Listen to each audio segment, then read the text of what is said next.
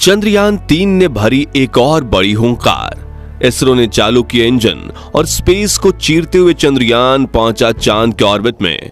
इसरो के इस ऐतिहासिक जीत पर नासा भी हुआ हैरान। चांद को मुट्ठी में करने से अब बस एक कदम दूर। दोस्तों, हमारा चंद्रयान-3 जैसे जैसे आगे बढ़ रहा है, ये एक नया इतिहास लिखता जा रहा है। 5 अगस्त की शाम को जब हम और आप अपनी जिंदगी में मगन थे, तब इसरो के वैज्ञानिक ने एक नया कीर्तिमान बनाने की तैयारी की। जी हां, प्लान के मुताबिक शाम के करीब 7 बजे चंद्रयान अपना ट्रांसल्यूनर ऑर्बिट पूरा करके चांद के ऑर्बिट में प्रवेश करने वाला था, जिसे साइंस की भाषा में ल्यूनर ऑर्बिट इंसर्शन कहा जाता है। यह हमारे चंद्रयान-3 मिशन का एक बहुत अहम पल, एक बहुत मुश्किल पड़ाव था। इसरो के ग्राउंड स्टेशन में हर तरफ टेंशन का माहौल था, क्योंकि जरा सी चूक सालों की मेहनत को बर्बाद कर सकती थी।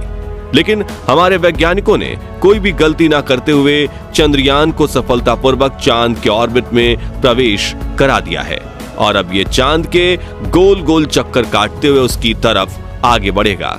इसरो की इस बड़ी कामयाबी का जश्न पूरा देश मना रहा है, लेकिन अभी हमें खुश होने के बजाय संयम रखने की जरूरत है, क्योंकि आगे जो इम्तिहान चंद्रयान के सामने है वो सबसे ज्यादा मुश्किल है। अब क्या है ये इम्तिहान और चंद्रयान को आगे और कौन कौन से चैलेंजेस का सामना करना है, आइए इसके बारे में डिटेल से चर्चा करते हैं। दोस्तों, सबसे पहले तो हम ये जानते हैं कि चंद्रयान को चांद के ऑर्बिट में घुमाया क्यों जा रहा है। उसे सीधा चांद पर लैंड क्यों नहीं करवाया जा सकता। अब आप में से काफी लोगों ने इस बात पर गौर किया होगा कि 14 जुलाई 2023 के दिन जब हमारा चंद्रयान-3 लॉन्च हुआ, तो यह आसमान में बिल्कुल सीधा खड़ा होकर ऊपर नहीं गया, बल्कि वो एक एंगल में थोड़ा सा झुककर ऊपर की तरफ गया था। इसके बाद पृथ्वी के वायुमंडल से निकलते ही वो पूरी तरह हॉरिजॉन्टल हो गया था और फिर उसने पृथ्वी को ऑर्बिट करना शुरू कर दिया था। असल में चंद्रयान को पृथ्वी से उड़कर सीधा चांद पर नहीं भेजा जा सकता, बल्कि इसके लिए पहले उसे पृथ्वी के ऑर्बिट में चक्कर लगाने होते हैं और उसके बाद धीरे धीरे करके वो आगे बढ़ता है। ऐसा इसलिए क्योंकि चंद्रयान या उसके जैसे किसी भी अंतरिक्ष यान को पृथ्वी की ग्रेविटी से बाहर निकलने के लिए एक बहुत तेज रफ्तार पकड़ने की जरूरत होती है, जिसे अर्थ की एस्केप वेलोसिटी कहा जाता है। आपको बता दें कि पृथ्वी के एस्केप वेलोसिटी 11.186 किलोमीटर प्रति सेकंड मानी जाती है। इस रफ्तार को अचीव करने के लिए ही चंद्रयान से पृथ्वी को ऑर्बिट में चक्कर लगवाए गए, ताकि वो इस ग्रेविटी का इस्तेमाल अपनी वेलोसिटी को बढ़ाने में करे।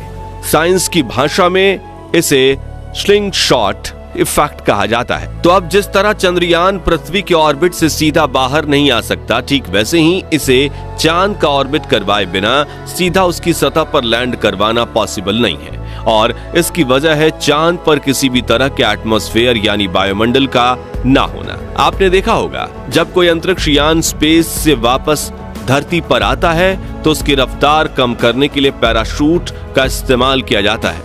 ऐसा इसलिए संभव हो पाता है क्योंकि हमारी पृथ्वी पर वायुमंडल या कह लें हवा मौजूद है और पृथ्वी पर वापस आते हुए अंतरिक्ष यान को इसका ऑर्बिट करने की जरूरत नहीं पड़ती। यहाँ तक कि मंगल ग्रह पर भी उसका अपना एक वायुमंडल है, जिसमें अलग अलग गैसें मौजूद हैं। यानी मंगल ग्रह पर अपना कोई लैंडर उतारने के लिए हमें इसके ऑर्बिट में घूमने की जरूरत नहीं पड़ती, क्योंकि हम चाहें तो पैराशूट का इस्तेमाल करके सीधा इसकी सतह पर लैंड कर सकते हैं। लेकिन चांद पर कोई हवा नहीं है। ऐसे में 40,000 किलोमीटर प्रति घंटे से भी ज्यादा तेज रफ्तार से आगे बढ़ रहे चंद्रयान अगर सीधा चांद की सतह की तरफ बढ़ गया, ये अपनी रफ्तार कम नहीं कर पाएगा, क्योंकि वायुमंडल ना होने के कारण ना तो यान की गति पर हवा का कोई प्रेशर पड़ेगा और ना ही पैराशूट से रफ्तार कम करना संभव होगा।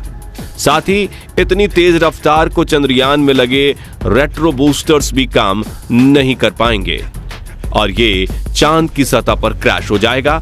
यही वजह है कि चंद्रयान को चांद के ऑर्बिट में प्रवेश करवाना इस मिशन की एक बहुत बड़ी कामयाबी है और हमारे लिए ये बस कह देना जितना आसान है, इसरो के वैज्ञानिकों के लिए इसे सच में करना काफी मुश्किल। आप खुद सोचिए, हमारा चंद्रयान करीब 40,320 किलोमीटर प्रति घंटे की रफ्तार से आगे बढ़ रहा था और जिस ऑब्जेक्ट की तरफ ये आगे बढ़ रहा था वो भी एक जगह रुका नहीं, बल्कि वो मूव कर रहा था, क्योंकि चांद लगातार पृथ्वी के चक्कर लगाता रहता है। ऐसे में इसरो के वैज्ञानिकों को बिल्कुल सही समय पर इसके इंजन को चालू करना था, ताकि इसे एक बूस्ट मिले और ये उस धक्के से चांद के ऑर्बिट में स्थापित हो जाए।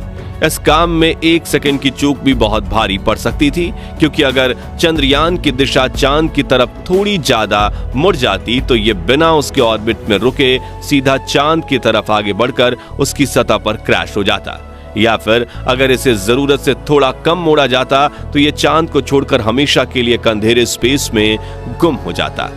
दोनों ही कंडीशंस में मिशन का फेल होना तय था, लेकिन हमारे वैज्ञानिकों ने बिल्कुल सही समय पर, सही मात्रा में, सही दिशा में इसके इंजन को चालू किया, जिससे ये चांद की कक्षा में सफलतापूर्वक प्रवेश कर गया। अब आप में से काफी लोगों के मन में ये सवाल आ रहा होगा कि लाखों किलोमीटर दूर होते हुए भी इसरो के वैज्ञानिकों को कैसे पता चला कि अभी इस समय चंद्रयान अंतरिक्ष में किस जगह पर है और उन्हें किस समय इसे कौन सी दिशा में मोड़ना है। असल में दोस्तों, इसरो के ये काम अपने telemetry tracking and command network की मदद से होते हैं, जिसका काम इसरो के चंद्रयान और दूसरे स्पेस ऑब्जेक्ट्स को ट्रैक करना है।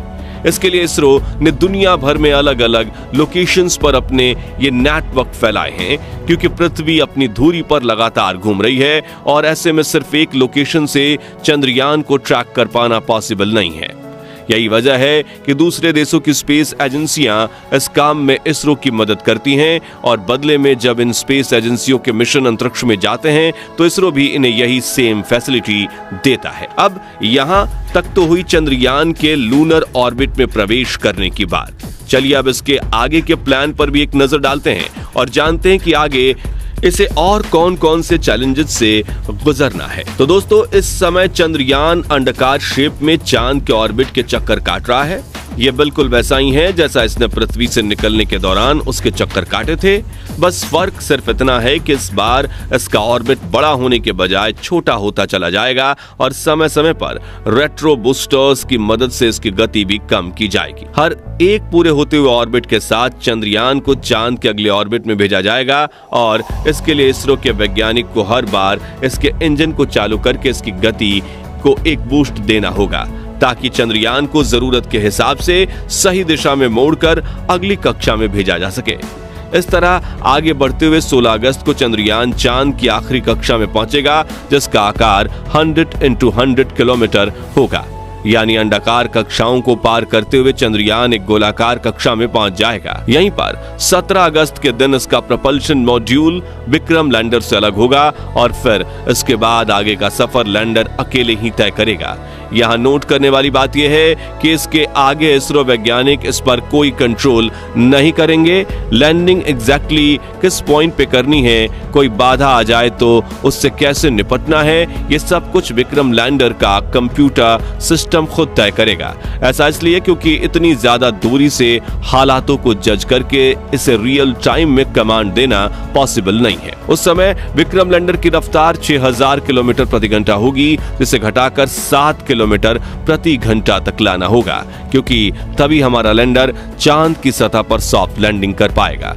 आपको बता दें कि हमारे चंद्रयान 2 का लैंडर इसी पॉइंट पर आकर क्रैश हुआ था, क्योंकि वो सही समय पर अपनी गति को कम नहीं कर पाया था। लेकिन इस बार अपनी गलतियों से सीखकर हमारे वैज्ञानिकों ने विक्रम लैंडर के कंप्यूटर सिस्टम को काफी एडवांस बनाया है, और हमें उम्मीद है बस कुछ ही दिन के अंदर विक्रम लैंडर के पांव चांद की सतह को चूम रहे होंगे।